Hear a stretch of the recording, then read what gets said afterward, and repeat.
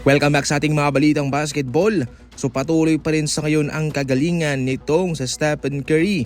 Ngayon pa lang mga idol sa unang week ng pagbubukas ng panibagong NBA season. Gumagawa na kaagad ng ingay itong sa Stephen Curry nang tinalo niya ang Los Angeles Lakers. Ang Nuggets naman gamit ang kanyang back-to-back 3-point shooting na siya nagpanalo sa kanila mga idol.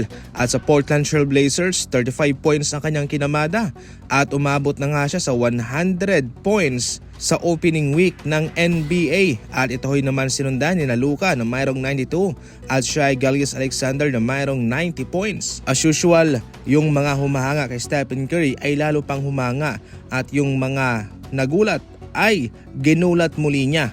Ayon pa mismo kay Lou Williams mga idol sa kanyang sinabi, he's gonna go down as the best point guard ever in the game. Sa tindi ng kagalingan ni Stephen Curry ay naubusan na raw ng papuri itong si Lou Williams na isabi sa kanya sapagkat ang mga gantong galawan ay nakita na raw niya ng 100 beses.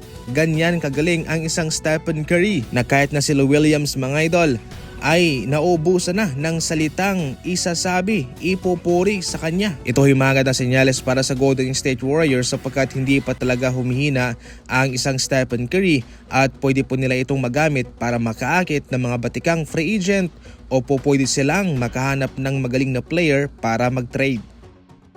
Samantala, ayon naman sa impormasyon ni Pablo Torre, kabilang itong si Kevin Garnett sa mga naglalaro ng poker mga idol na mayroong kaugnayan kay Chauncey Billups. Pati nga raw si Coach Ty Lue ng LA Clippers ay nasa larong iyon pero hindi naman daw kasali sa isang lamesa kasama si Billups. Ikinagulat ng karamihan ang pagtakip ng FBI kay Rozier at kay Billups pati kay Damon Jones. Hindi sila makapaniwala na mayroon talagang mga gantong kaganapan na maski man yung mga taong mayroong hawak na posisyon sa isang koponan ay inaabuso ang kanilang posisyon para magbigay ng impormasyon sa kanilang partner na siya namang tumataya. Definitely hindi pa ito yung katapusan. Wala pa tayo sa kalagitnaan. Nagsisimula pa lang po tayo.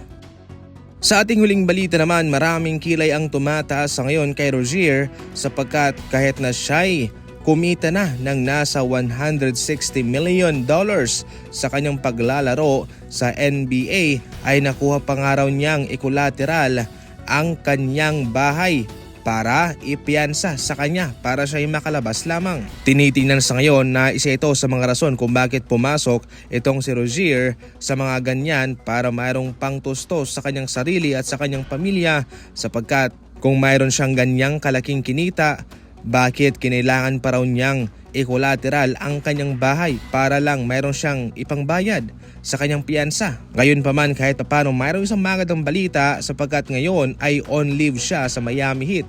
Hindi siya makakalaro pero patuloy pa rin siyang makakatanggap ng kanyang buwan ng sahod galing sa Miami Heat sa kanyang natitirang kontrata na nasa $26 million sa taong ito. Kahit na siya ay makakabalik man mga idol o makiklear ang kanyang pangalan, ito huy magkakaroon na ng mansya sa kanyang career bilang isang basketball player. Ito mga gantong kaganapan at mga akusasyon sa kanya. Maraming salamat po sa panunood. Yan lang muna sa ngayon ang ating mga basketball update.